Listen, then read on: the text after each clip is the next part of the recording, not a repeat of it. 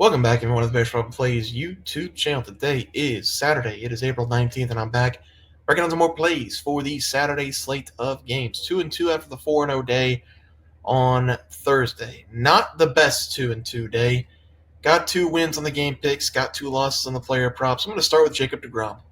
I don't think I've ever been more wrong about someone being pulled after 5.5 innings or 5 2/3 innings than ever. I mean, that's probably the worst pick I've made all season long. Didn't help that Ohtani got put on the is it the paternity list? That did not help, but he was unbelievable. I think he went 7 innings, only had 1 or 2 hits allowed, had a couple Ks. He was wheeling and dealing going up against the Dodgers. That's his best outing he's had in multiple years.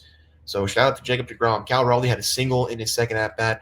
Couldn't find anything in the outfield in the next couple at bats. I think he only struck out once. Put three balls in play. So not too mad about it, but did take the loss there. Cardinals and Mets over the 8 runs. Francisco Lindor, bottom 9, dinger. It was 4-4. Shout out to the Cardinals for getting us that top of the 9th run to make it 4-4.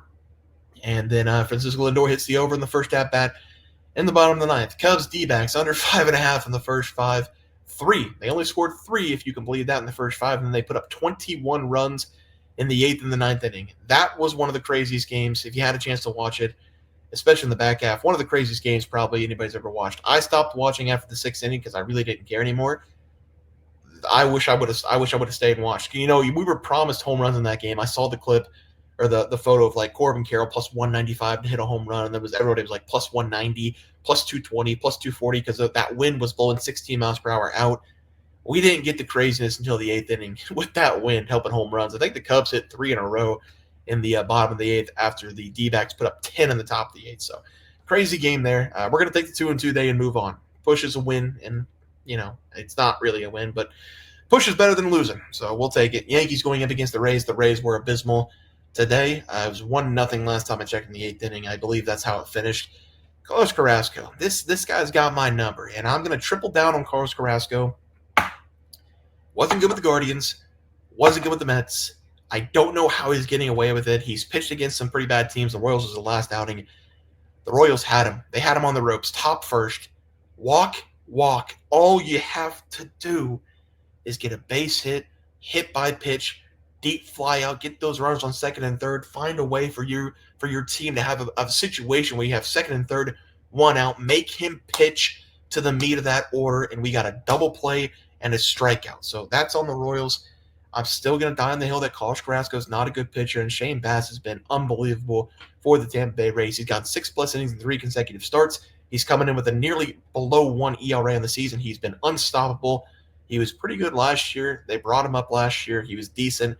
This year looks like he's taking that really big stride to becoming an ace for the Tampa Bay Rays. I'm going to take the Tampa Bay Rays here, first 5 -0.5.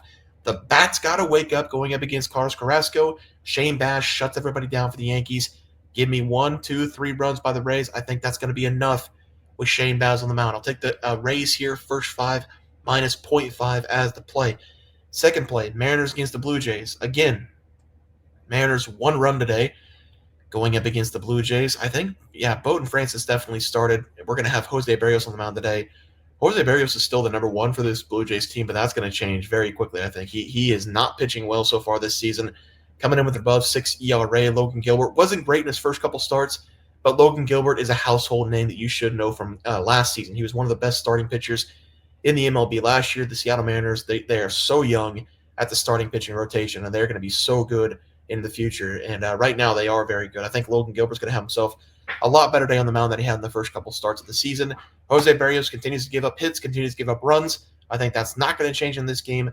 The Mariners, they will find a way to put up runs. They've been putting up runs in some of these games that just had a bad night against the Blue Jays tonight. They only scored 1 run. I think they could put up 3 or 4 in the first 5 innings. I will take the Mariners. Same play as the Rays. I'm going to take the Mariners first 5 -0.5 on the run line, I guess you can call it. First 5 -0.5 going up against the Blue Jays. I love the pitching matchup. Logan Gilbert shut him down. Jose Berrios gave up 2-3 runs. Should win that one as well. For the player props tomorrow, batting props going to be Matt Chapman, over 1.5 bases. Going up against the Angels tonight, top of the first. I believe he either walked or singled at the top of the first. Don't remember what it was, but it doesn't matter. We're going up against Kyle Hendricks. Another pitcher that I am going to die on the hill that he does not deserve to be in the MLB anymore. Maybe a Hall of Fame pitcher, depending on who you talk to. If you talk to a Cubs fan, probably going to put him in the Hall of Fame. He's been so good for the Cubs for the last, 10 years. Then he kind of hit that slump 2 years ago.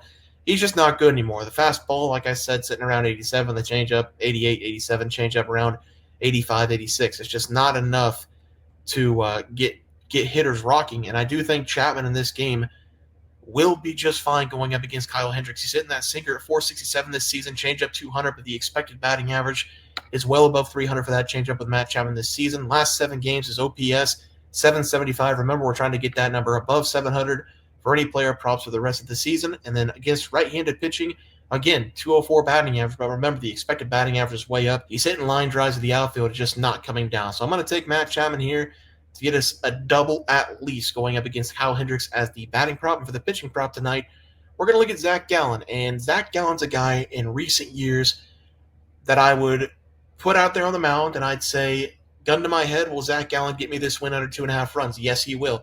That's the kind of trust I have in Zach Gallen. Now, with the new analytics and the new things that I'm trying to do, we're looking at a whip that's above 1.40 for starting pitchers over the last couple starts that they've had.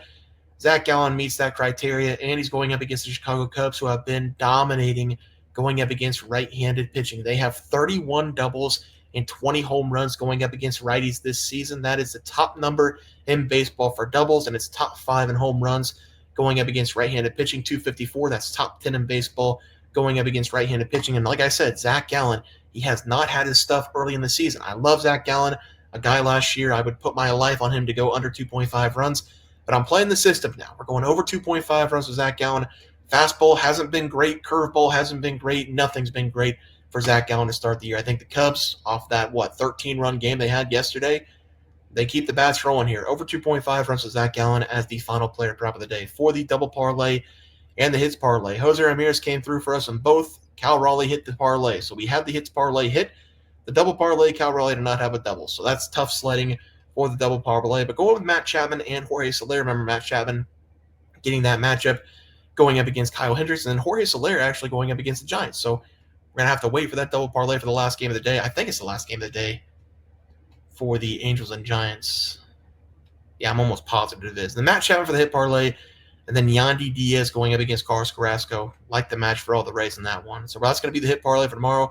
Double parlay is going to be Matt Chapman and Jorge Soler. Let's go to the MLB recap graphic.